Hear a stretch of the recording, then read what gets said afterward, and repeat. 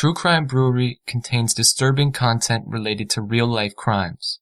Medical information is opinion based on facts of a crime and should not be interpreted as medical advice or treatment. Listener discretion is advised.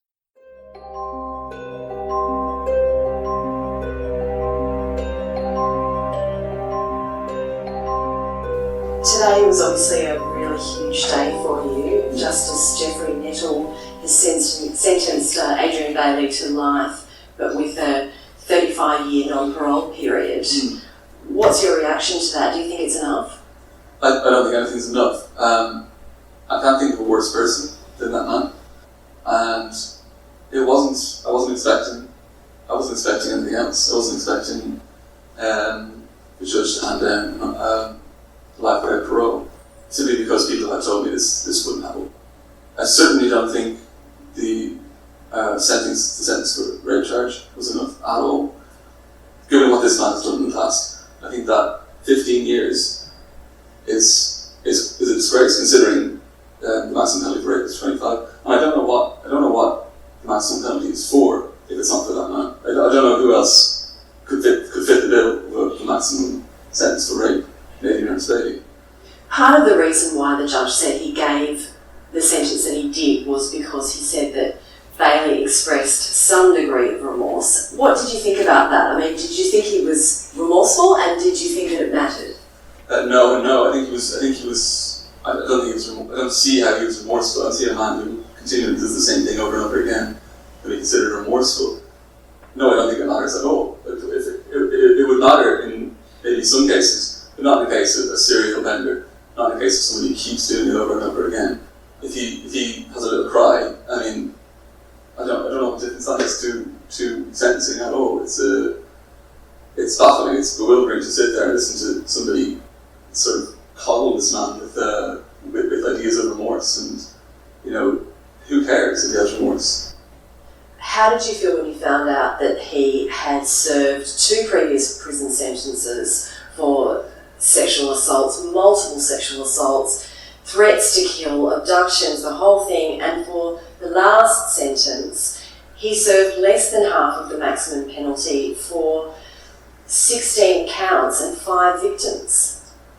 I felt furious, and I'm still furious. Whenever I hear anybody say it, whenever I read it, my blood boils. It sends a disturbing message. This man is unrepentantly evil. It's obviously a complete menace, and it sends out a really dangerous message to society. I think if you do this, I mean, I'm aware that his previous victims were sex workers, and I'll never be convinced that had nothing to do with the leniency of the sentence. What it says to women is, be careful what you do, because if you don't like what you do, you won't get justice. And then what it says to people like Bailey is, not don't rape, but be careful who you rape. Do you think that the justice system failed your wife and yourself? Yeah, absolutely, of course it did.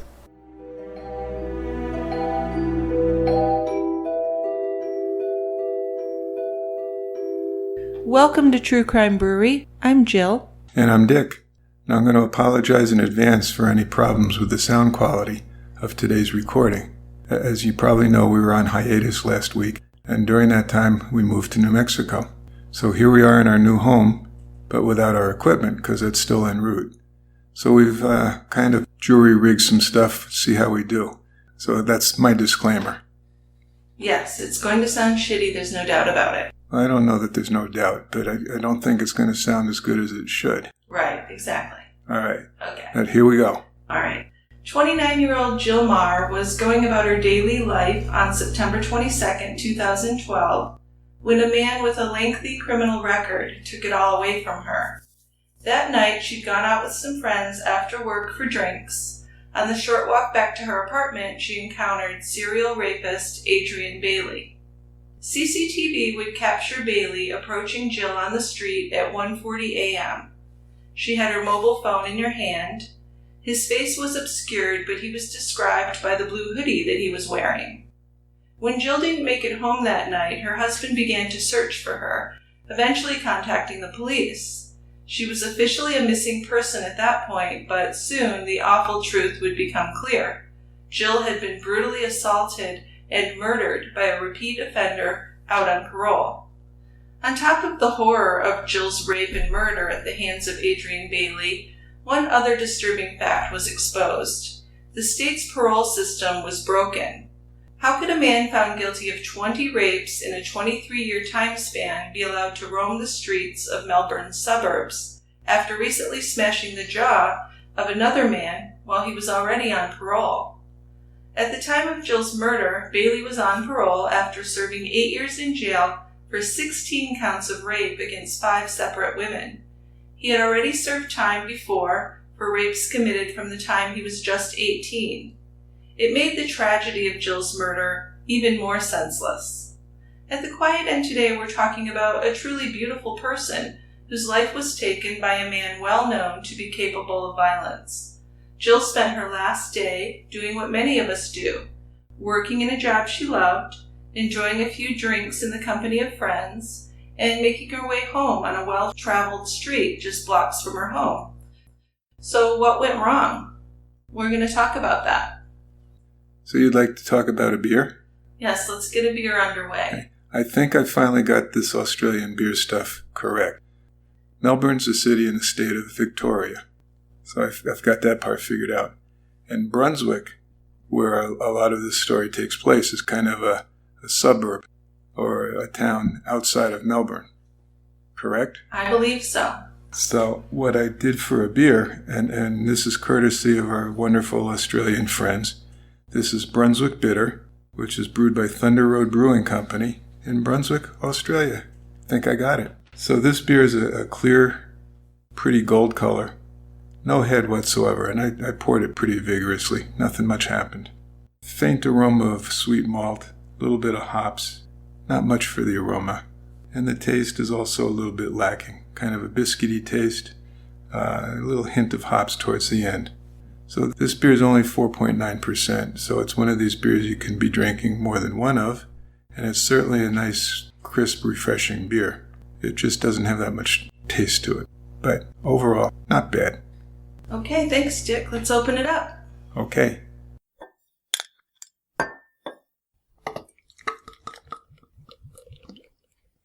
Now, not much happening at the Quiet End. Of course, we did tell you we relocated. So we got a little bit different vibe here. We don't have the New England vibe. We've got the Southwest vibe here. We sure do.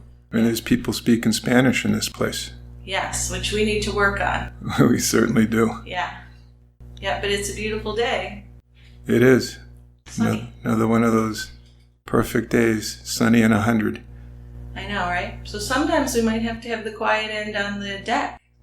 Maybe we'll think about that. Yeah, we'll see. We'll see what's going on there. Okay. All right, why don't you start out our story today? So Jill spent her later life in Australia, but she had been born on the east coast of Ireland in 1982. She was the eldest of Edith and George McKeon's 2 children. Jill had a brother named Michael, and he was 3 years younger. Jill's childhood was quiet and peaceful, living in the close-knit Tumunfeckin village north of Drogheda. But this is about 50 kilometers north of Dublin. And Jill was just a happy, lovable person. She was known to be quite messy and kind of clumsy. Her mother would later describe her as both gorgeous and goofy. She would fall over piles of clothes that she had stacked in her bedroom, and Michael would remember her falling downstairs on more than one occasion.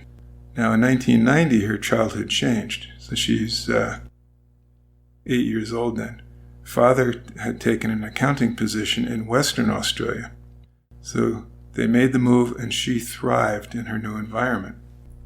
Throughout her school years, Jill became very creative and developed an expansive sense of humor. She wrote children's stories for her cousins back in Ireland, which they really enjoyed.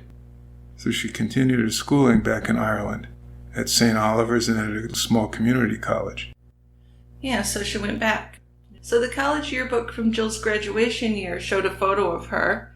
She was a pretty teen in a school uniform with her tie slightly off-center. She was known to dress in a rush, often leaving things to the last minute. But she was undeniably attractive. She had the type of dark hair and creamy white skin often attributed to Snow White. Her wide white smile showed that she had a true joy for life. At age 19, Jill went to the University College in Dublin and spent the next 3 years studying English, sociology, and psychology. She continued to write stories in her spare time, and she acted in some university plays. Financially, she did support herself by working at the student union bar. As a very sociable woman, Jill loved music, parties, dancing, and singing. She loved to make people laugh. She also liked to shop and developed a taste for bright colors and high heels, often red or bright pink. She had a really big personality, whether she was convincing new friends to dance on a night out, or if she was staying in and crying over a sentimental TV show. Now, while she was at university, Jill met her future husband, Tom Maher. Both Tom and Jill had recently left relationships, but they formed an instant bond with each other. They dated a few times and very quickly became exclusive. So Tom appreciated Jill's intelligence and her quirky sense of humor. They were married in July 2008 at St. Peter's Church, the same church where Jill had been baptized as an infant. So the couple moved permanently to Melbourne in 2009. They really loved the warmer climate, and they said they liked the lifestyle there. And also Jill's parents had recently moved back to Australia, although they were on the other side of the continent, I think in Perth, maybe? Was it Perth? I think I remember Perth. Yep. In 2011, Tom and Jill moved from the South Bank area to the inner city suburb of Brunswick. Brunswick was considered multicultural, and it had recently had a number of residential buildings added. It was kind of catering to the growing number of young professionals moving into the area.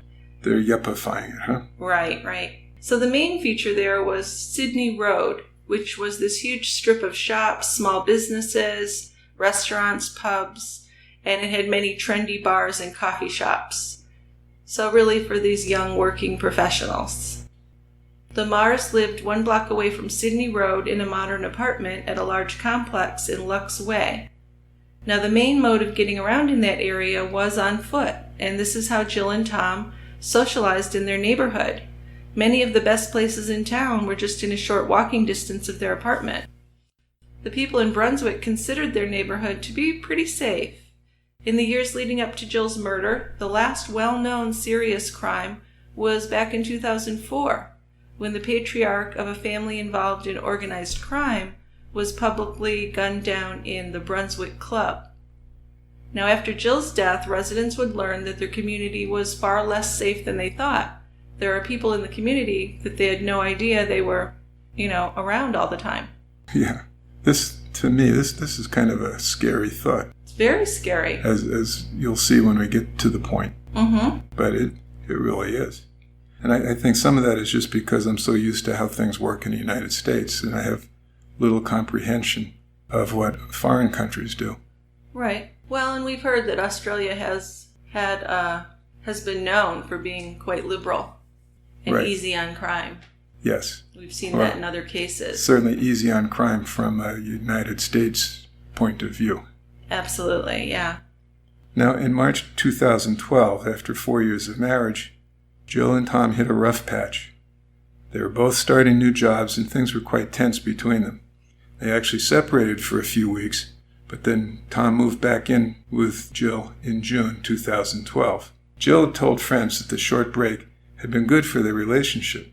Being apart had helped them realize how much they loved each other.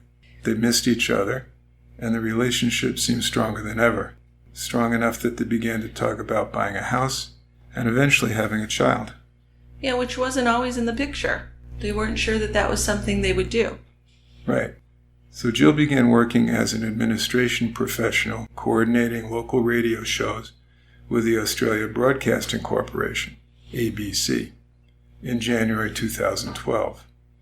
The station she joined was a large but close-knit group of broadcasters, producers, technicians, and journalists.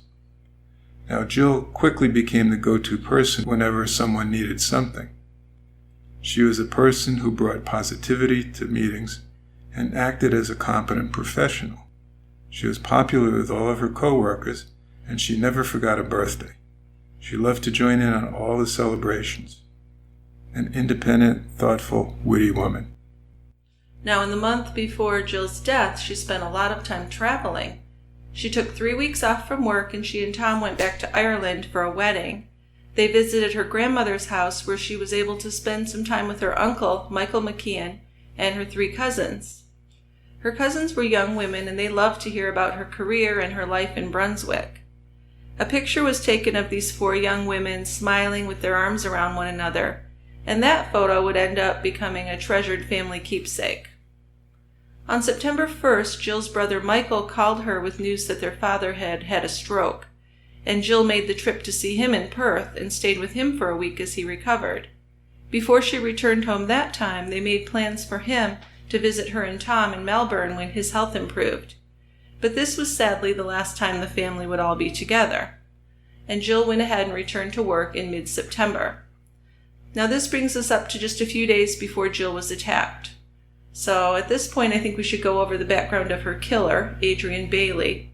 And this is a guy who really had no business being out on the streets at all.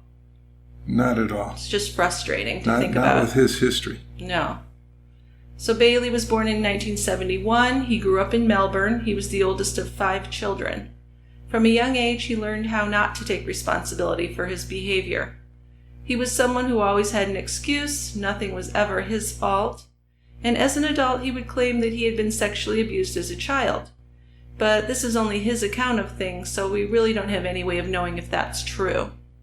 Whatever the reasons, either inborn or environmental, Bailey didn't develop normally.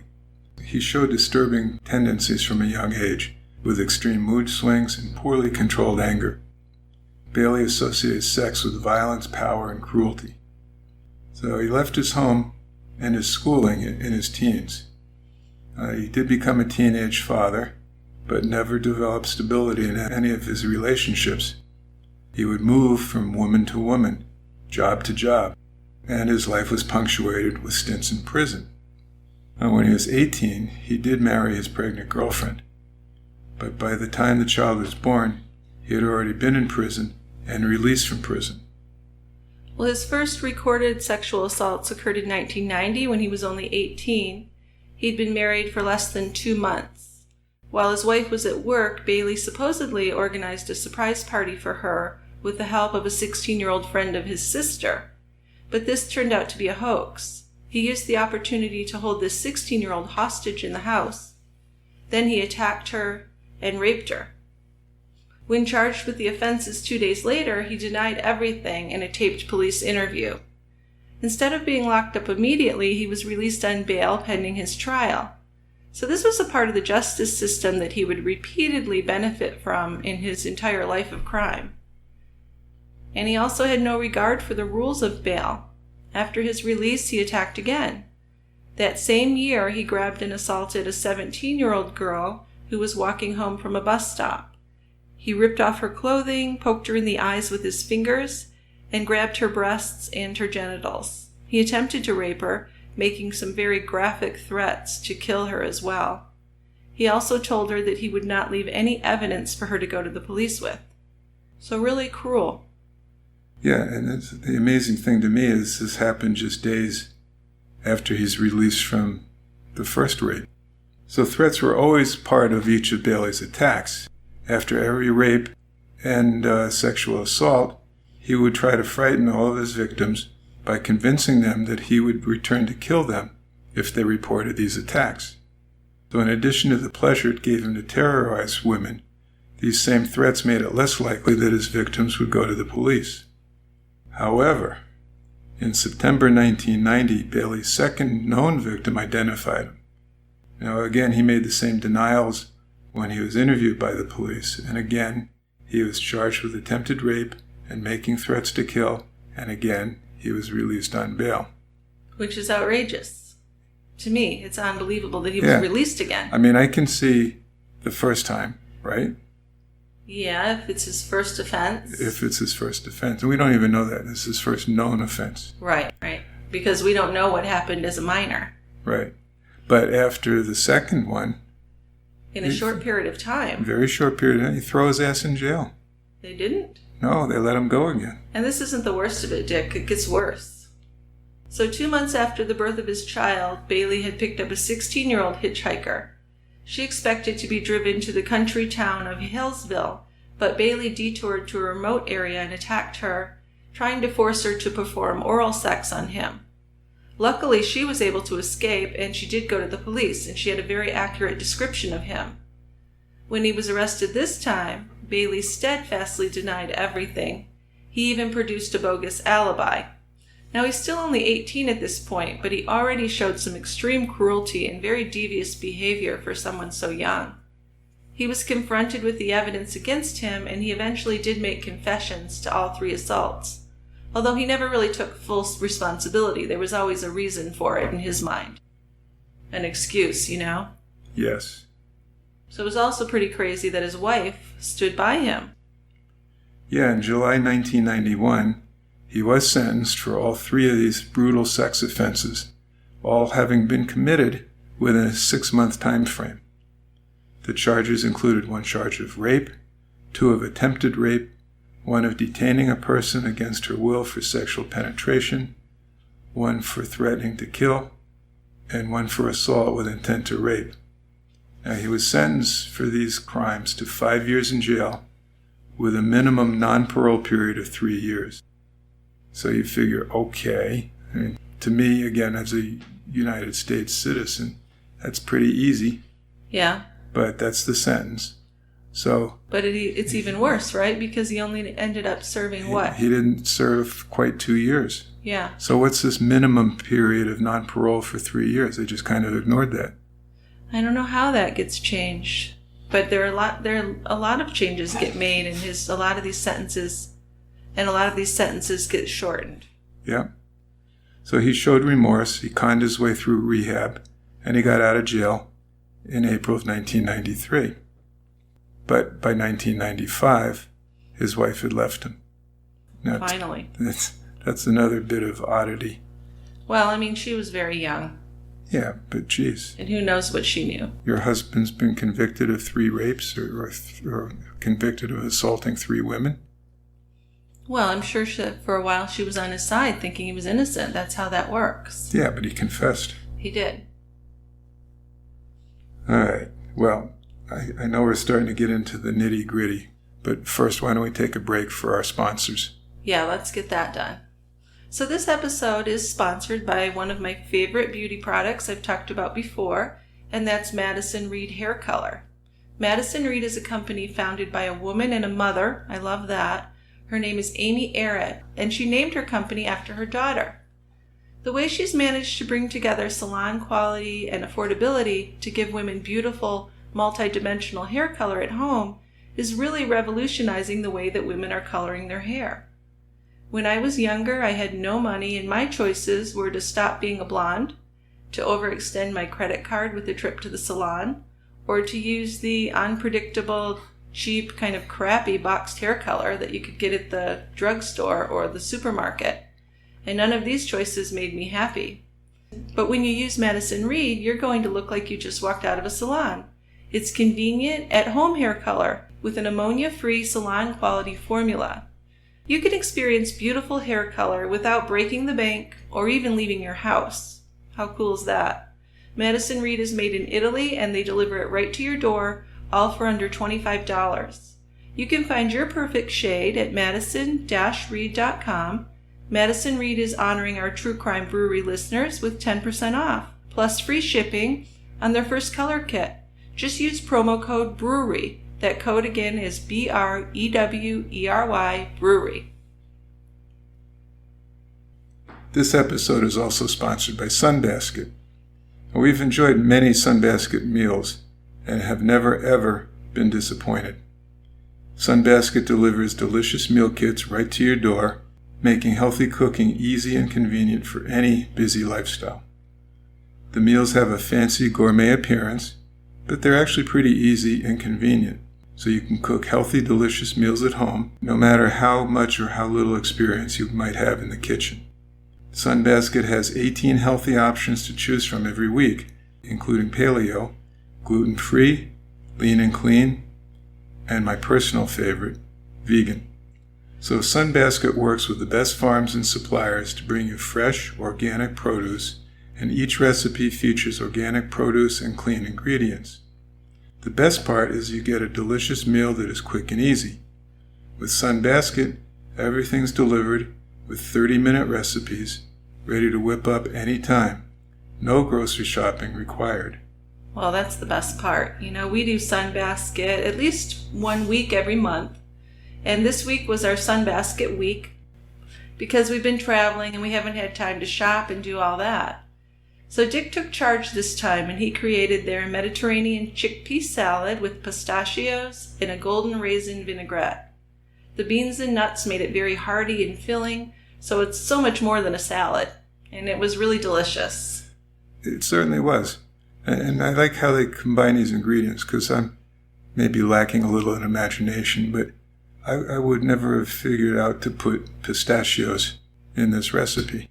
No, and we love pistachios. And we do love pistachios. But it's just, you got the chickpeas and you got the crunchy pistachios and the vinaigrette that was sweet, raisiny, just excellent. And it surprised me because I am a girl who does not like raisins in things. I like raisins on their own, but if you put them in a muffin or bread, I'm not into that. But this vinaigrette was delicious. I liked it. Me too. So go to sunbasket.com/brewery today to learn more and get $35 off your first order. That's sunbasket.com/brewery for $35 off. sunbasket.com/brewery. Thank you, Sunbasket. Thanks. We'll have some more of you. Yes. From 1995, when his wife left him, until 1998, Bailey was quite peripatetic. He fathered 2 more children with another woman in 1998 and 2001, and he completed an apprenticeship as a pastry cook. And he got a job in a bakery in Abbotsford. Now, he usually finished working around 9 o'clock in the evening, and he began to use his drive home from Abbotsford to North Dandenong to target sex workers in the Bayside Melbourne areas of Elwood and St. Kilda. Now, Bailey had no respect for women. We know that. We can tell from his actions. Oh, no kidding. But he was especially disdainful of prostitutes. These are women who are probably in the most vulnerable group in the community. But to Bailey, they were worthless, fair game, and the perfect targets for sadism and mental cruelty. So he would never be satisfied with their sexual service. He needed to rape and terrorize them. Yeah, between September 2000 and March 2001, he picked up numerous women. He would pretend to negotiate a fee and drive into a lane where he would park the car with the passenger side right up against a fence and lock the door. So his victims had no way of escaping. They were truly trapped. And he did horrible things to these women. He raped at least 3 of them anally. One was injured so severely that she bled for weeks. And he really enjoyed their cries for help, and the more upset they became, the crueler he would become. He also inflicted mental anguish by threatening to kill them, and by showing a knife. He did terrible degrading acts against these women that I'm not even going to go into. They're just disgusting. And he would laugh and promise to come back for them again, to kill them, and to dump their bodies in an alley.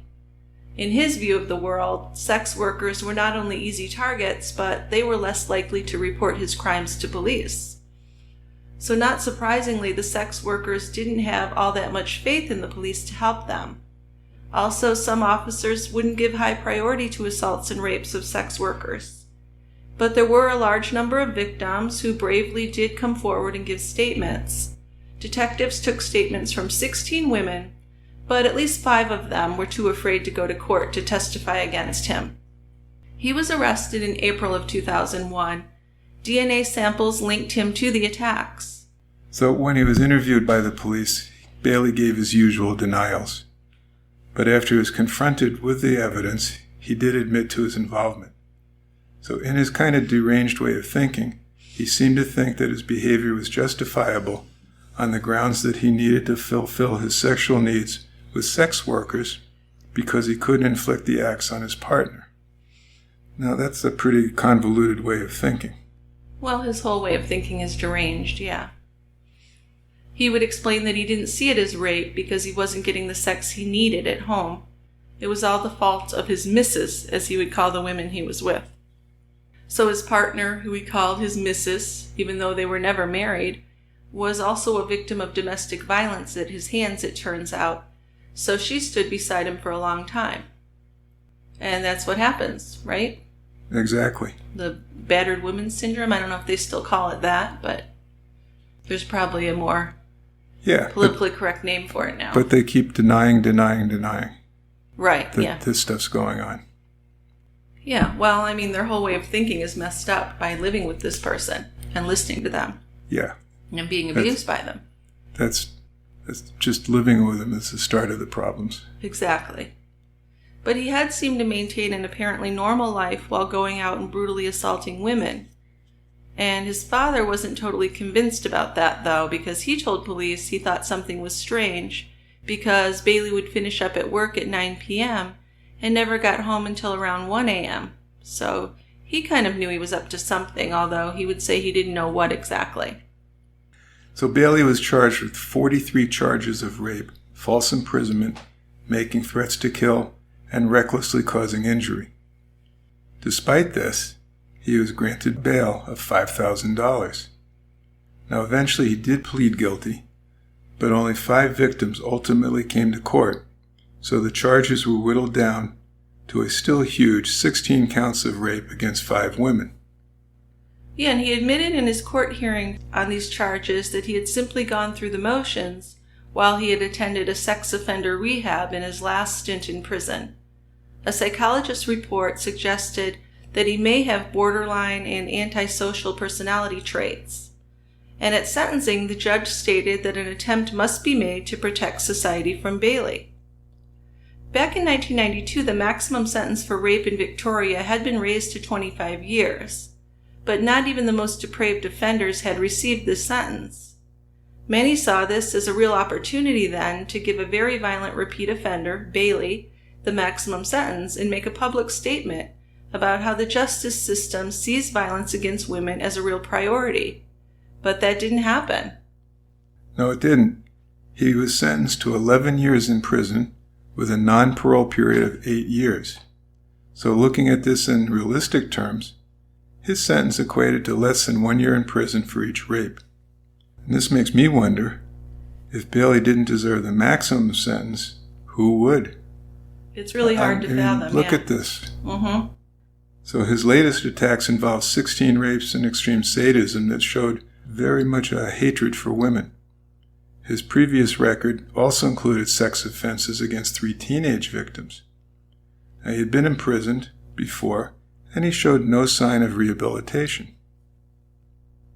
Well, the non-parole time period was less than 1/3 of the maximum sentence, and that was all he would be required to serve, was 8 years.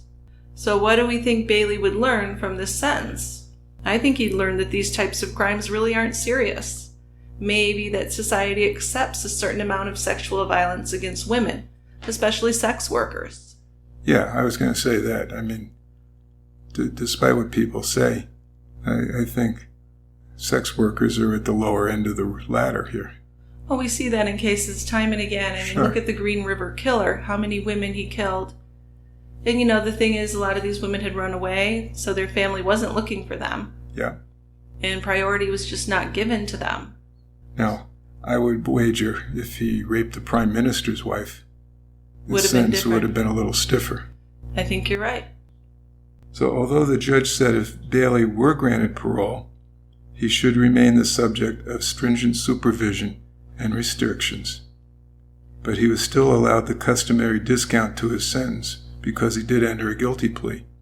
So it didn't matter that he didn't plead guilty until he was faced with overwhelming evidence. He finally did plead.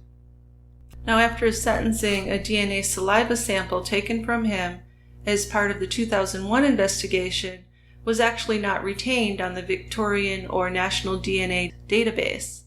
Also, when the Victoria Sex Offenders Register was brought into law in 2004, 2 years after that sentence, what the police could have done is they could have made a retroactive application to include him on that list, but they never did that.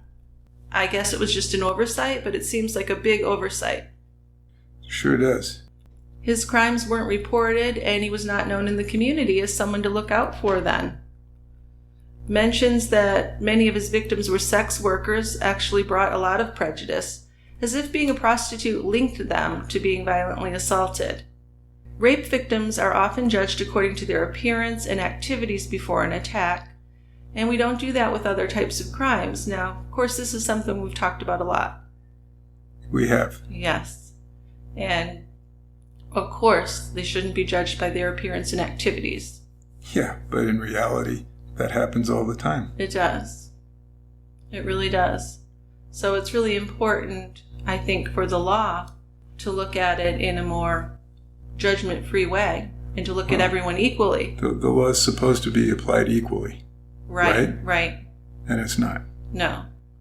So it was pretty easy then for Bailey to blend back into the community when he was released in March 2010.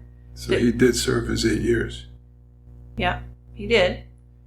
I don't think that's very long. No, it isn't. But No. I mean, the first sentencing, where the non-parole period of 3 years, he was out in less than 2. True. So at least It was a little longer this it time. was a little longer. Yeah, true. But there was no DNA profile stored in his name, and he was subject to only the standard level of supervision, which I think was a big error. This standard was completely inadequate. Police weren't even informed of his release. So the police in the area and the sex workers weren't even warned that he was in the community. They had no idea. No. Now the concept of parole, let's talk about that. I mean, it's really that a prisoner is giving his word to be on good behavior in exchange for this early release from prison. And it's meant to be earned by a very select few, I believe. Well, you have to go through a bunch of hurdles to be deemed eligible for parole In the United States. in the U.S. Yes. And a prisoner should need to be worthy of release to the community, I would think. I mean, in theory, the freedom of completing parole outside is meant to assist prisoners to reintegrate back into society. That was the whole point. But then if you break any of the conditions of parole, that means you should be returned to prison. But that didn't happen in this case. No, it didn't. Which I believe from many of the cases we've read about in the U.S., I mean, even something like drinking, owning a gun, violations of parole like that, where you don't even really have a victim per se, you go Yeah. back to prison. But there's a lot of reasons to violate parole What do you mean? in the U.S. Like you said, it's not just committing the same crime again. There's a bunch of things that'll land your ass back in jail. Yeah, and that wasn't the case with Bailey. Now, his parole wouldn't actually expire until March 2013, and he did begin reoffending immediately, and he was in court after committing a serious assault. So he had a new girlfriend in 2011. When that relationship ended, he started seeing another girl known as Loretta, who was a single mother of 2. And she didn't initially know about his history, and he really won her over by giving attention to her children, meeting her mom, and talking about their future together. But then within months, he sexually assaulted her, and she left him. But I take it did not report this? As far as I know, We don't he have- certainly wasn't brought to court on We it. don't have any evidence of that. No. Then in August of 2011, Bailey savagely smashed the jaw of a man outside of a cafe. So this guy gets rushed to the hospital unconscious, and Bailey fled the scene. But he was taken to court in February 2012 for this assault. And this was, from what I read, it was out of nowhere, like he was passing by him and looked at him wrong or something. An unprovoked attack. And he just wailed on him. Actually knocked him unconscious. So this is a violent guy. He's a very violent guy. Yeah. Now, Bailey claimed he'd been too drunk to remember the assault, but the entire incident was on closed-circuit TV. So Bailey did what he's always done. He pleaded guilty, this time to recklessly causing serious injury. Now, at this point, he should have been returned to prison. But despite his guilty plea and the violence of the crime, he appealed the 3-month sentence he was given, and by doing this, he was released and let out on bail. And this is just, again, to an American citizen. Mind-boggling stuff. Oh, I think to most people, Dick, not just American citizens. I think the people in Australia had no idea this is how it worked either. Yeah. Now, the parole board had inexplicably decided to await the result of the charges against him. And at this point, Bailey was loose in the community. And what I really think about here is that he knew that he would likely return to prison on that charge. It was on the video footage. Oh, there's no question that he knows he's going back to prison. Right. So this really scares me, and it really seems ominous because I see him at that point as a man with literally nothing left to lose. So why wouldn't he reoffend? It's like he would really go for it, you would think. Yeah. Which is what he did. That's what he did. Now, he did get a job and began working out, and he kind of bulked up. And he even had his own Facebook page with a grand total of 9 friends. He described his favorite activities as going to the gym, listening to music, seeing movies, and really sickening to me, he described himself as a Buddhist.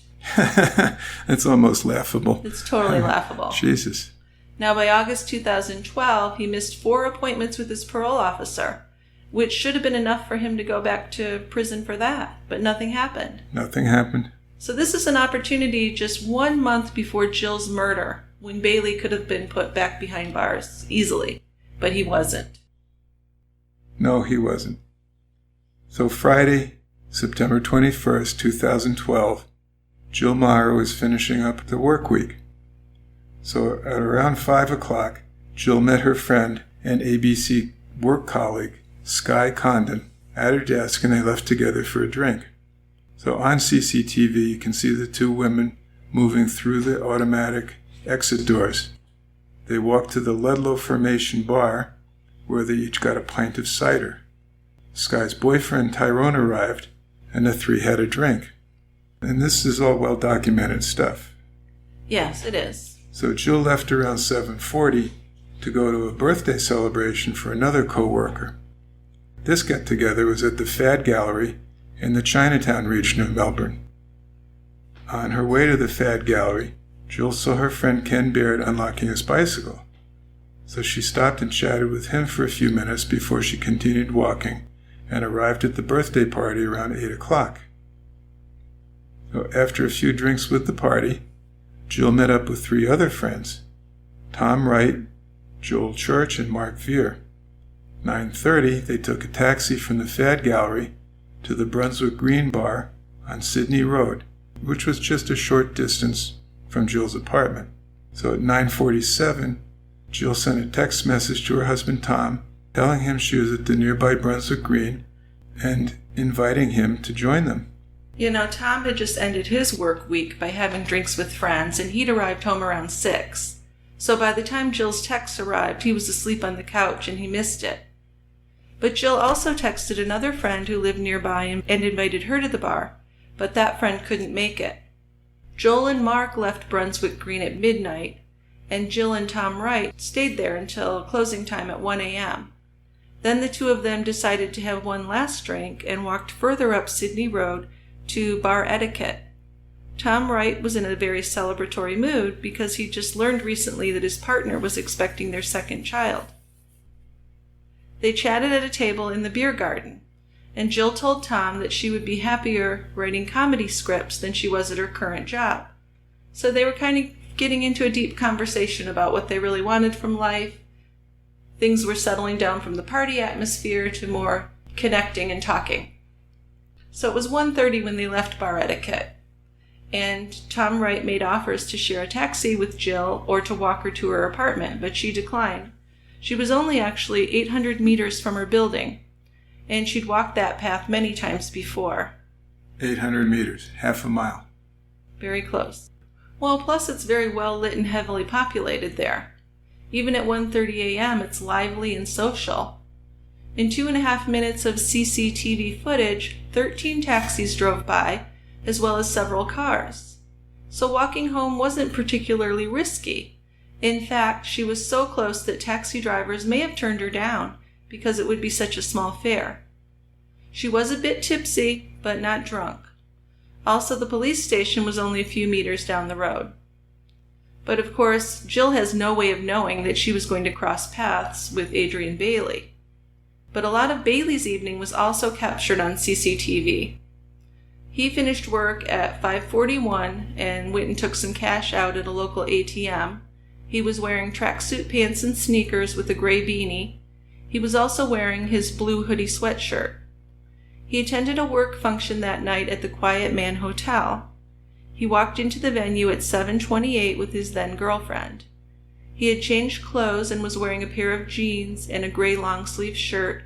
He'd also changed into some white, pointy dress shoes. Bailey spent the next couple of hours drinking beer there, and around 10 p.m., CCTV footage showed him exiting the bar with his girlfriend and a co-worker. Minutes later, the three of them were at another bar.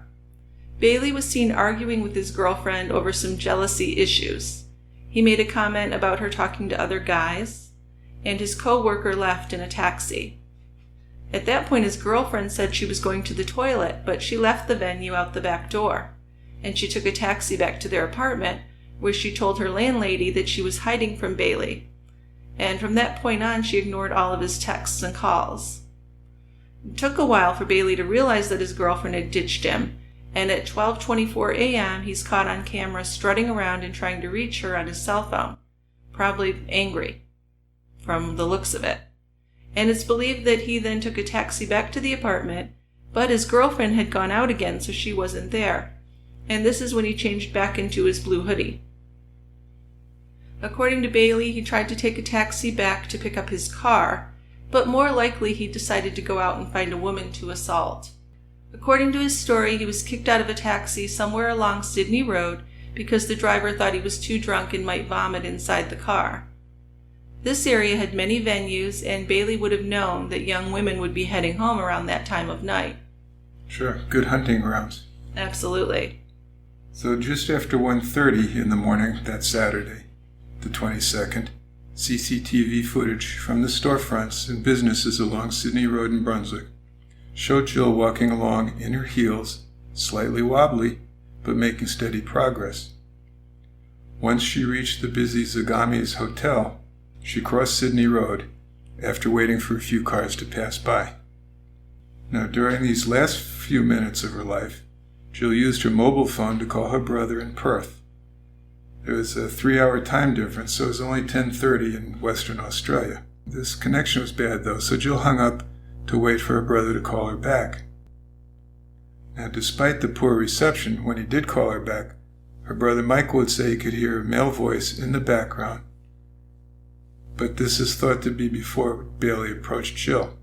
At the time, Michael had no real concern about his sister's safety. She didn't sound frightened, just sad. Yeah, then soon a large, solid-looking man in a blue hoodie can be seen on the CCTV footage lurking in the background. He seemed very energetic and hyper for so late at night. And Jill seemed to have no idea that she was being watched by Bailey, a predator who'd spent 11 years in jail for sexual assaults and rapes of 8 different women. Now he's out on bail and on parole. To add to that, he was very wound up after a night of drinking and fighting with his girlfriend, so it seems he was clearly looking for his next victim. Contrary to later accounts by Bailey, he had started watching Jill from a few blocks back. 2 drivers passing by had seen him on the other side of the street and emerging from the darkness behind Jill. CCTV at Crust Gourmet Pizza Bar caught Jill walking by at 1:36 p.m. 30 seconds later, Bailey was seen by the same camera as he breaks into a run to catch up to her. Jill was then seen walking by a real estate office, and Bailey was caught by the same camera, now only a few steps behind her and walking in some very long strides. Bailey was an experienced predator, we know, and he avoided Jill's immediate suspicion by slowing to a walk and then walking past her before approaching her outside of a wedding dress shop. So from the start, the wedding dress shop footage showed Jill looking uncomfortable, hesitant, probably unnerved. This footage is partially obscured by the shop window display, but Jill's body language showed that she was getting worried. Bailey actually bounded up to her and said something to her, and when he speaks, Jill is seen turning and glancing behind her, as if she's looking for something or someone. And some people have suggested that Bailey was acting like he was saving her from someone stalking her from behind, and maybe he was encouraging her to follow him. He was known to try and act like he was a good Samaritan to get people to trust him, to get his victims to trust him. Jill had her phone in her hand, but she didn't try to call for help at that point, and she didn't call out to any passers-by either and ask for help. He had said something to make her question whether or not she was in danger from him, I would guess. But it was only when he had taken her away from the public view that she would have realized what a monster he really was and what real trouble she was in. So Jill's husband Tom sent her a text at 1:37 in the morning asking her if she was okay. Now she was either at that time preparing to answer that text or waiting for the phone to ring from her brother's return call, as she moved slowly from the CCTV footage and was never seen again. Her brother Michael tried to call Jill back 3 times with no answer. Tom texted again at 1:47. He texted, "Answer me, I'm really worried." He texted again at 2:07, 3:40, and 4:57 with no response. Then at 5 in the morning, Tom began searching the streets and was retracing her probable path down Sydney Road. He began texting her friends and work colleagues. He messaged Jill's friend Sky, who had left the office with her that Friday afternoon, and Sky was immediately worried. Tom called the police to report Jill missing that morning. Although not returning home was totally out of character for her, police did not initially believe that she'd met with foul play. The search began that afternoon, with just a few police officers talking to local bar owners in the neighborhood. When they checked the nearby hospitals, they found nothing, and then they began talking to neighbors and the people she'd been out with Friday night. So in the days that followed, experienced investigators would criticize the initial search for Jill as way too low-key. After 2 days, police were really worried that she had been abducted or killed. But of course at that point it's too late. On Sunday the 23rd of September, attention centered on laneways or alleys in the area. The alley off Hope Street was searched and an ABC marked pencil was found. It had fallen out of Jill's purse when she was being attacked. Later, after police had already searched that alley, her purse was found there. So what it turned out to be is that a local man had found the purse and taken it into his shop. But when he heard about Jill's disappearance, he didn't want to be involved in that, and he put it back where he'd found it. So they had to investigate him, of course, but he had nothing to do with her disappearance. It was very worrisome, of course, because Jill's purse had her IDs and her credit cards, and if she had gone off on her own, she wouldn't have left these things behind, clearly. So police knew that something bad had probably happened to her at that point. The story of Jill's disappearance quickly became the lead story on the local news on that Sunday night. Police referred the case to Crew 4, which is a highly specialized, suspicious missing persons unit. So this group is usually called in when police suspect the missing person case is actually going to turn out to be a homicide case. Homicide detectives took note that Hope Street was a location where an assault could occur on scene. Once Jill was moved off from Sydney Road, she could be in a deserted area. And there were some residents in the area, but the lighting there was very poor. Abductions by a stranger off the street are very rare. The perpetrator would probably need a car to get away from the scene with Jill. They contacted the local businesses for their CCTV coverage.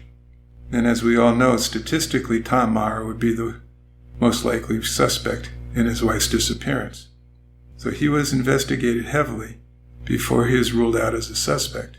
Tom seemed to be very genuinely disturbed and devastated that she was missing. He was interviewed by detectives for hours, and he gave honest answers. The mystery grew as Jill's family and friends used Twitter and Facebook to get the word out about her disappearance. A Facebook group titled Help Us Find Jill Maher received over 300,000 likes. Bailey had brutally assaulted, raped, and murdered Jill in the alley that night. Then he worked at getting away with it. He couldn't leave her body in the alley because he knew his DNA was there. So he returned to his apartment and changed his clothing. Then he took a shovel and his girlfriend's white car and went back to the crime scene. CCTV footage from a local business showed the white car turning into the alley off Hope Street at 4:22 a.m. He took her phone but left her purse, and the footage showed the car leaving the lane at about 4:26 a.m. After Bailey buried Jill's body in a shallow grave, he drove back toward his apartment, but he ran out of gas on the way. A local man was flagged down by Bailey at about 6 a.m., and this man drove him to a service station where he was seen again on CCTV buying a gas can and gas. He arrived back at his apartment at about 6:30 and smashed Jill's phone in his own driveway. Then he put her damaged SIM card in his pants pocket. His girlfriend would say that she heard him come in around 7 a.m. He told her he'd taken a shower, and he was very apologetic about their argument the night before. The girlfriend did notice a large bruise across the bridge of his nose, and he explained it by saying he'd gotten into a fight with a couple of guys when he was out looking for her. Kind of making himself a martyr, like he was defending her honor or looking for her, you know? Yeah, scumbag. Now, Bailey and his girlfriend slept until early that afternoon, and they drove back to where he had parked his car, and he drove it back to the apartment. On the way back, they picked up some food and rented some movies. At about 10 p.m. that Saturday night, he was filmed on CCTV at a self-service car wash, vacuuming and cleaning the white car. Now, the next day, he spent more time cleaning that car. He was known to wash and detail their cars often, but that weekend he was noted to be extremely meticulous. Then on Monday, Bailey showed up early for his work, but left sick. He told co-workers that he got the bruise across his nose by fighting off a gang. The story gets better. Yeah. So he left work sick, then he went and had the tires on his car changed. This was again caught on CCTV. And that afternoon, he filled out the paperwork to have ownership of the car transferred to his girlfriend's name. So he's busy covering his tracks, isn't he? Yeah, he definitely is trying to cover his tracks. But as police watched the CCTV footage from the night of Jill's disappearance, the man in the blue hoodie quickly became their suspect. So they decided to show the footage to the public to help identify him. At this point, investigators were almost certain that Jill had been killed, and they were worried that her killer was going to strike again. On that Tuesday, the footage played on the nightly news. The footage of Bailey approaching Jill is quite ominous to watch. Now they knew that Tom Marr was innocent, and Jill never made it home that night. Police put out a request for the man in the footage to come forward and speak with them, and they also put out a public appeal if anyone could help identify who it was. Police heard from a local man who had walked past Bailey and Jill on Sydney Road that night. But nothing about Bailey had caught his attention, and he couldn't identify his face. Now, this guy had stopped ahead of them at a kebab shop and watched people walk by for about 10 minutes after he passed them. So he was sure he never saw Jill pass the shop. This is what helped police to confirm that Jill never made it past Hope Street. The site of her disappearance was now narrowed down to quite a small area. Yeah, and time passes, and the man in the blue hoodie didn't surface. But he became more and more suspicious because there's no other viable suspects. Right, So- and if you saw yourself in that footage and you were innocent, you'd call police right away. One would think, right? Right. So the footage and Jill's story were all over the radio, TV, and newspapers. Now, Bailey himself never called Crime Stoppers, but over 500 people did. Now, Bailey had made a huge mistake when he took Jill's cell phone in the car with him when he went to hide her body, because police technicians were able to track the path that the phone's SIM card had taken as it pinged on several different towers. So the movement of Jill's cell phone showed that it had been in the Brunswick area until about 4:30 in the morning, which was the same time when Bailey had driven off Hope Street with her body in the trunk. So investigators were able to track the movement out into the country. Next, they needed to identify the car the phone had been traveling in. So one of the cars recorded traveling that path was the white car registered to Adrian Bailey. When they did a criminal background check, they saw all of his previous convictions for violent, sexually deviant crimes going back 22 years. Yeah, that's over half his life. So when they got access to Bailey's phone records, its movements directly matched Jill's phone movements. So each of their cell tower pings were identical. So of course at this point Bailey's their person of interest. Police spoke to his girlfriend, who did identify him in the footage. Things were beginning to add up in her mind. She told the investigators about a SIM card that she had found in their laundry, so she turned that in, and it was confirmed to be registered to Jill Marr. While executing a search warrant of Bailey's apartment, police found pieces of Jill's smashed cell phone, along with some of her clothing that she'd been wearing on the night she disappeared. They also seized the shovel and the clothing Bailey had worn that night. Now, I don't know if this was something he was doing to collect a souvenir, why he had some of her clothing. I find that strange, because it seemed like he was dumping everything else.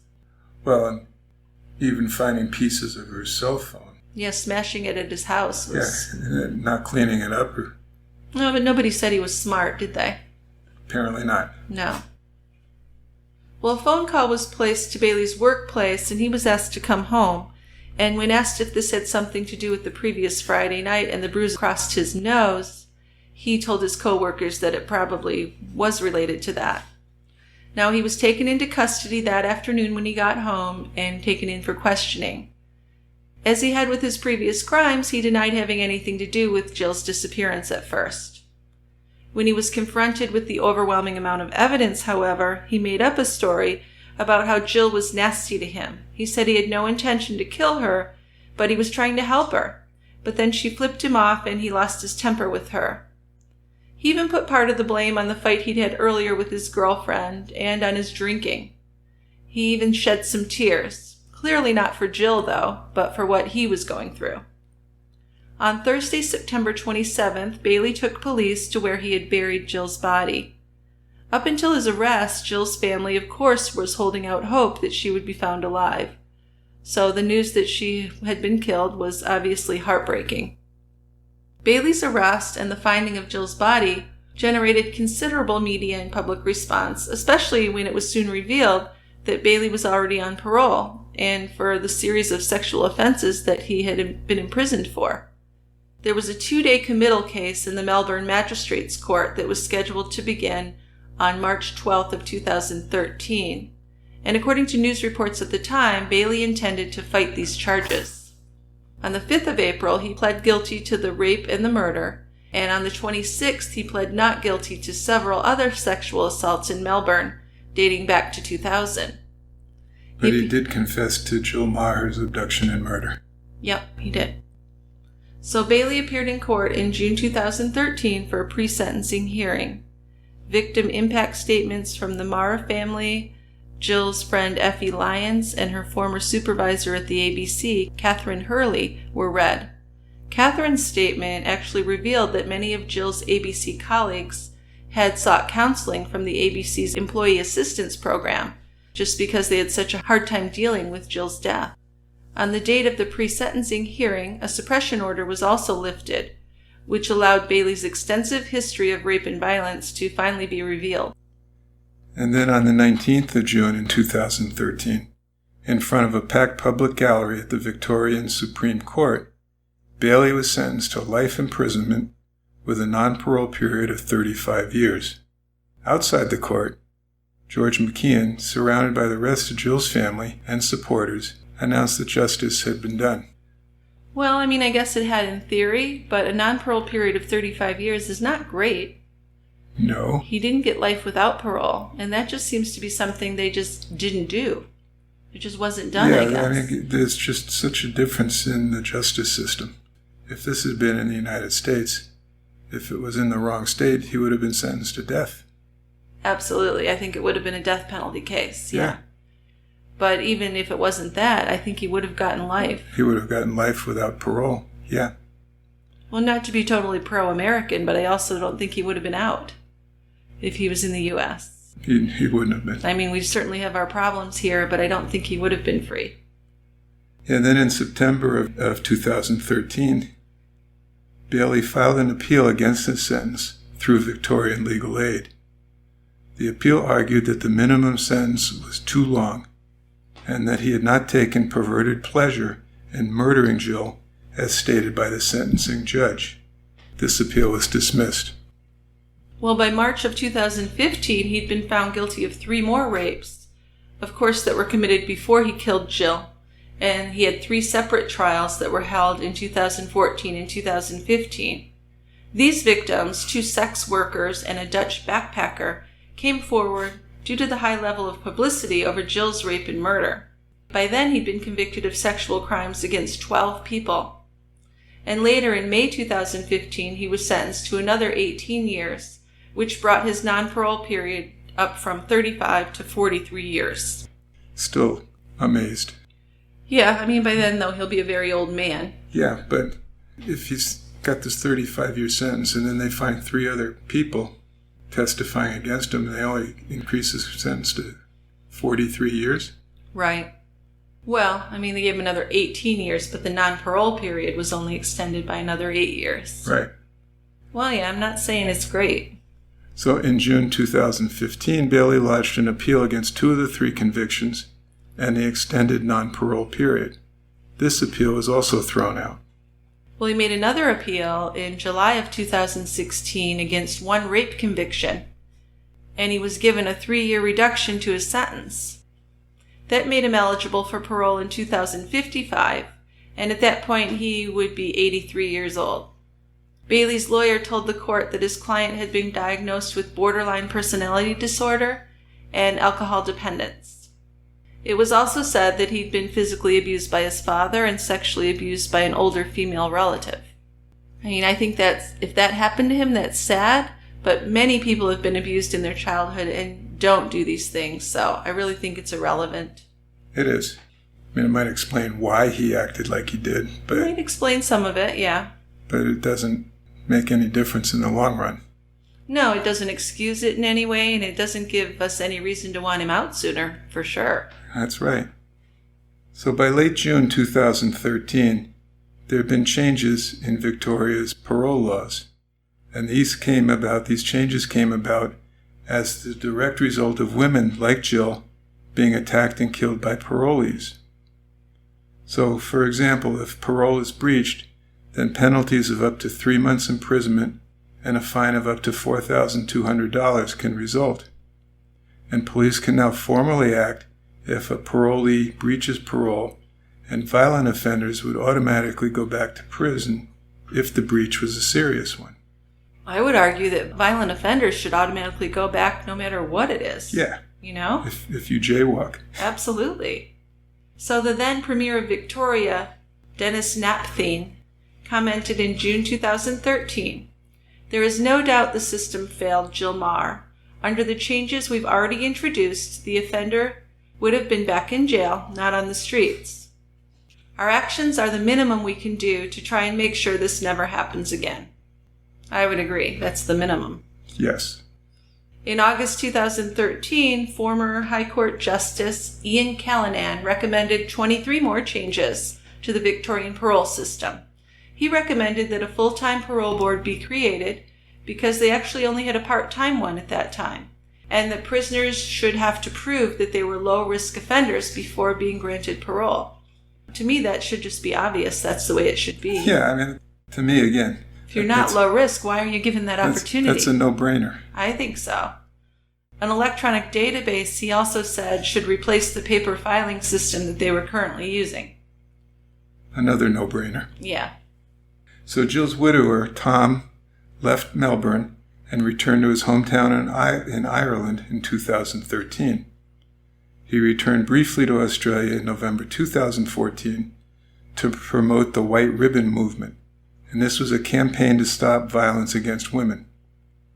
In an interview around this time, he said that since his wife's death, he reads daily from the writings of Maya Angelou. He wrote an essay on the White Ribbon website, The Danger of the Monster Myth, about public stereotypes of rapists. So there were other Irish deaths in Melbourne around the time of Jill's murder. 30-year-old David Green and 64-year-old Dermot O'Toole. Interestingly, each of their murderers were also people out on parole when they committed these crimes. Well, and each of them had several convictions in their past. Yeah. One was even more prolific than Bailey. Yes. Well, Dermot O'Toole, he was a 64-year-old jewelry shop owner, and he and his wife were attacked with a knife by a guy who'd had over 200 past convictions. Right. And he was killed. And then David Green, the man who killed him, also attacked another man and had had over 50 convictions and was out on parole. So Jill wasn't the only one who was a victim of this system and was let down by the Australian justice system. No, so unfortunately. Right. So there have been more improvements. but Dermot O'Toole's family is still very active in trying to get changes into the system that would prevent these parolees from reoffending, and to just make it more difficult to get parole in the first place. It should be more of a privilege than something that's owed to you as a convict. Yeah, well, you mentioned that a long time ago. Yeah. That parole is a privilege to be earned, and not be. something that's automatically granted you. Yeah, but for years, at least in Australia, it was treated as something that you just get automatically. Yeah, and you serve your time and you get out on parole. Right. So what a fascinating case. I just want to thank Lisa one more time. She gave me the book, Evil in a Blue Hoodie, written by Joe St. John, which is where I initially learned about this case. There's other media on the case. There's a great documentary called Evil in the Night, an Australia real crime documentary you can find on YouTube. And there's a documentary called Murder in Melbourne, the murders of Jill Meagher, Dermot O'Toole, and David Green.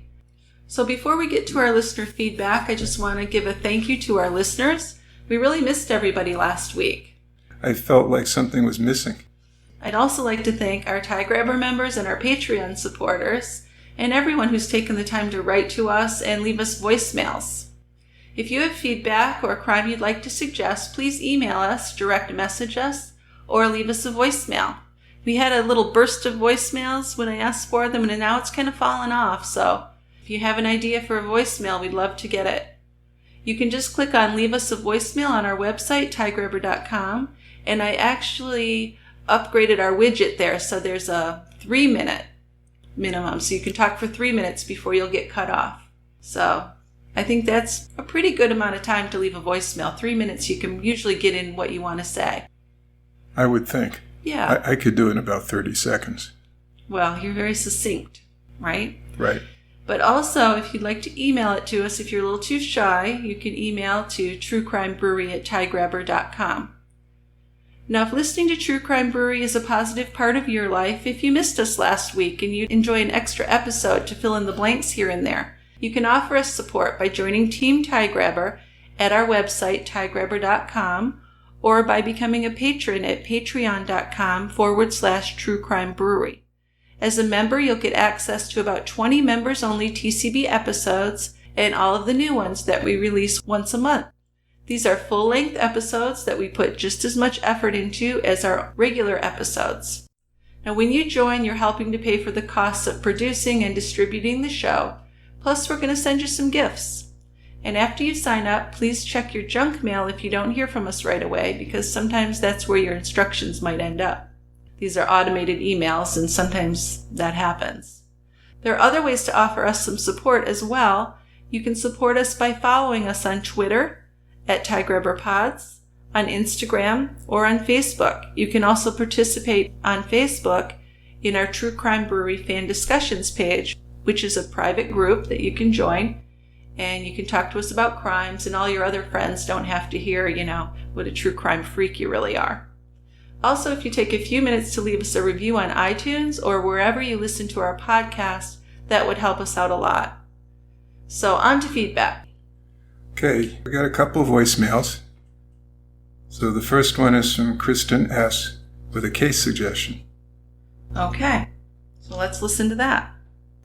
Hey guys, my name is Kristen, and I just wanted to let you guys know that I'm really enjoying this podcast. I found y'all about 2 months ago, and I've been binging ever since, and I really appreciate all of the effort and time that you put into your cases. And I also have a case that happened in my hometown that predates the internet, so there's not a lot of information out there, but I have done a little research myself, and the victim's name was David McLean, and he was killed by 3 teens. The first boy was named Joshua Halbert, Halbert, and the second boy was John Nickpour, Nicypyour, and Kevin Pierce.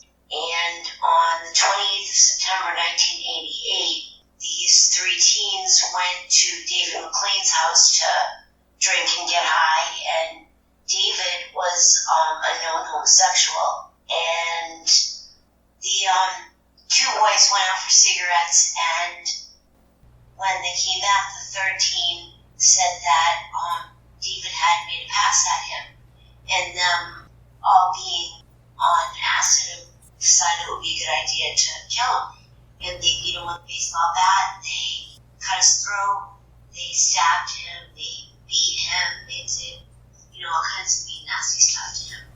And the reason that I'm finding this case so interesting is because I believe it was in 2011, the Supreme Court had decided that anyone under 18 in the United States who was convicted of first-degree murder and given a life sentence, that life sentence would not be upheld and they could apply for parole. And that brings up a whole other can of worms, and I was wondering what you two thought of it. Okay, so this was kind of a disturbing case. Yeah, thanks for calling in, Kristen. So David McLean was killed by 3 teenage boys, Joshua Halbert, John Nikipour, and Kevin Pierce. This occurred in Gloucester, Massachusetts. The 3 boys had gone to McLean's house to party with him, which was going to involve drugs and drinking and getting high. Yeah, and what else? They ended up killing him because McLean was a known homosexual. Yeah, so this was actually a hate crime. It was. Yeah. So the boys were tried separately, convicted of first-degree murder, and sentenced to life in prison. Then in December of 2013, the Massachusetts Supreme Judicial Court found life sentences without parole are unconstitutional for killers under the age of 18, saying such sentences amounted to cruel and unusual punishment and failed to take into account their youth and ability to recognize the consequences. So this was, as you might imagine, a highly controversial decision, and eventually it was amended by the legislature to a 25-year minimum. So these guys were convicted in 1988, so they got in under the 2013 ruling. The 3 boys, who are actually now middle-aged men, they're in their 40s, have all applied and lost their first bids for parole. Yeah, I don't know how I feel about this, Dick. I mean, I do think they were young, and should they give up their entire life? I don't know. I mean, it was a brutal crime, and David McLean lost his whole life. So, I mean, I could go back and forth on that. Yeah, well, and the other thing is that the age was kind of arbitrarily set at age 18. These guys were 17. And I would submit that a 17-year-old might have more culpability than a 13-year-old, say. Well, that's where we get back to the whole not trying them as an adult. Right. Right. So they picked a number, basically. Yeah, and what else are you going to do, though? I know. Right, you kind of have to. Yeah. Okay. Then we have a voicemail from Natalie. Hi, this is Natalie from Hattiesburg. I just wanted to thank y'all for reading my feedback on the Dog Mullen case. True Crime Brewery is my absolute favorite show. In between new episodes, I've been rewatching some of the older ones. I hadn't watched the Georgia Tan episode until this week, but I thoroughly enjoyed learning more about her. In regards to the Tracy Richter and Michelle Jelinek cases, I enjoyed them in a way where you can love to hate something because these true human vampires who consumed others for their own gain. My uncle's life was destroyed by someone like this by being driven to suicide. Similarly, my uncle's wife pounced on him. She played the victim. She isolated him from his loved ones, cheated on him with his friend, and used him up. Now, of course, it was his decision to take his own life, but one has to look at what brought him to that. People who have issues with everyone they meet, the ones who claim someone is always out to get them, latch onto a healthy host to devour. These 2 cases just resonated with me. Thank you guys for being so awesome. Keep up the good work. Thanks. Thanks, Natalie. So, yeah, what do you think about this? I mean, Tracy Richter was brutal. Michelle Jelinek, brutal woman. And I think that people like that really do kind of, go after the nice person they can take advantage of, that they can do whatever they want to do to. Yeah, I think what they do is kind of target somebody because they know that they'll be able to exert their influence. And the people that they take advantage of do seem like very kind-hearted people that are easy to manipulate. Exactly. So I'm very sorry about your uncle. I think that's tragic. Oh, horrible. Yeah. And then we have a few emails. We do. We have 3 of them to discuss. So the first one is from Maya. It's a case suggestion. Maya says, "Hi. Once again, I love your podcast. I would like you to look at the case of TV host Luis Figueroa. He was very well known and loved in Puerto Rico and was ordered assassinated by his wife, Lydia Echevarria, who was also very well known in the 1980s. He was kidnapped and burned in the trunk of his Mercedes. She was eventually convicted and sentenced to 208 years in prison." Now there's a sentence. Yeah. See, Puerto Rico doesn't fuck around, do they? No. So Luis Figueroa Rivera, born April 12, 2028, and died January 1983, was a Puerto Rican radio and television show host, announcer, comedian, and producer. He was considered a pioneer in the television business in Puerto Rico, and he enjoyed success with several radio and television shows throughout his career. So he was brutally murdered on January 17, 1983, and his wife was convicted in 1986 of planning the murder, along with hitmen Papo Newman and David Lopez Watts. So on the morning of January 18, 1983, Figueroa didn't show up to work at the radio station or at WAPA TV, and that caused his co-workers to worry. When his Mercedes was found with a burned body inside, it was taken to the medical examiner's office where it was confirmed that it was him. His death launched a wave of rumors and speculations and led to one of the biggest trials in Puerto Rico's history. Now, his wife, Lydia, was accused formally of the murder along with Papo Newman and David Lopez Watts. Allegedly, Lydia had become jealous of a relationship Figueroa started having with actress Nydia Castillo and had paid Newman and Lopez Watts to either beat him or murder him. Figueroa's body was found gagged, stabbed, and burned inside the car's trunk. Lydia has maintained her innocence, but she was convicted to a life sentence in Puerto Rico. Newman and Lopez Watts received similar sentences.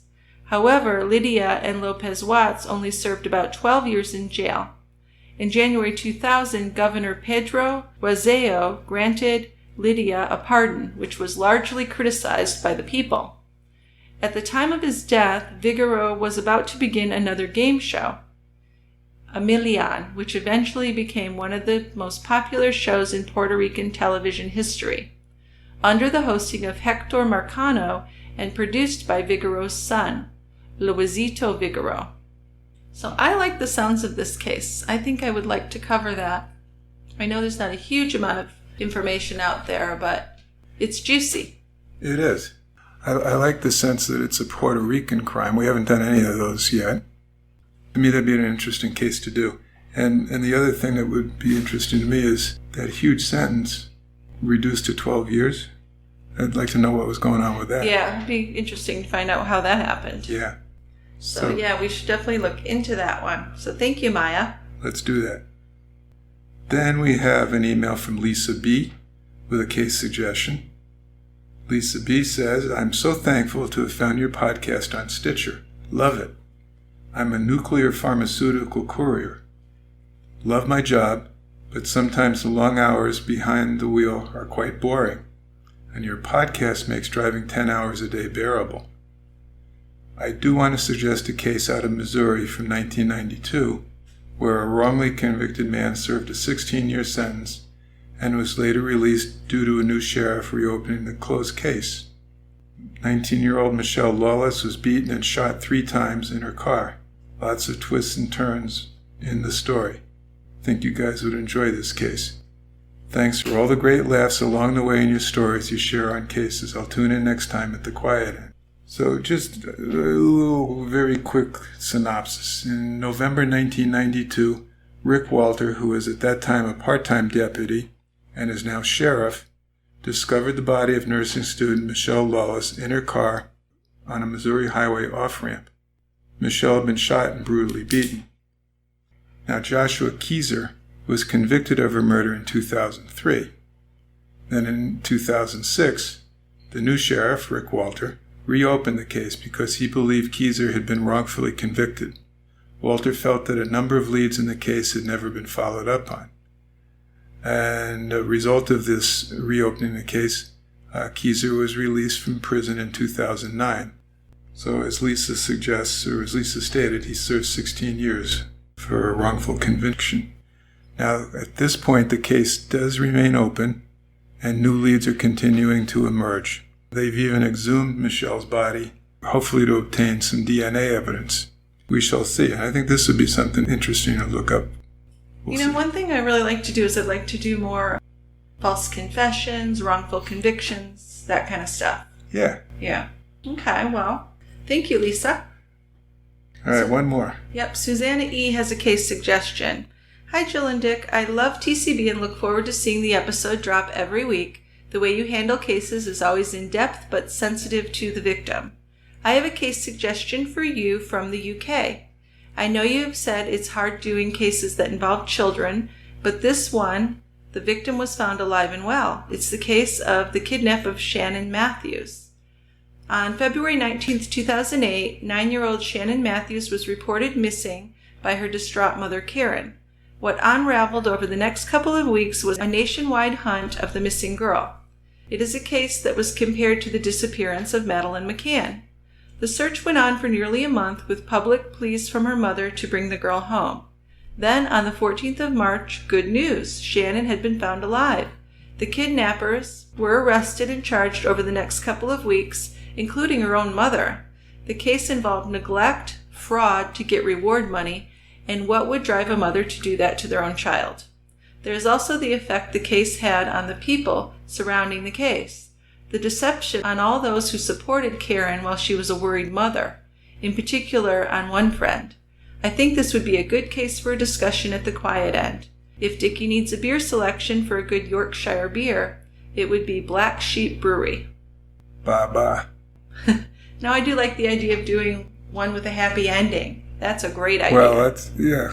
Everybody we talk about's dead. Yes. So this would be fun. It would be a lot better. So let's do that for sure. Okay. All right. Thank you, Susanna. Great suggestion. Wonderful. Thanks. And thanks, everybody, for the suggestions. We really do enjoy it. I can't encourage it enough.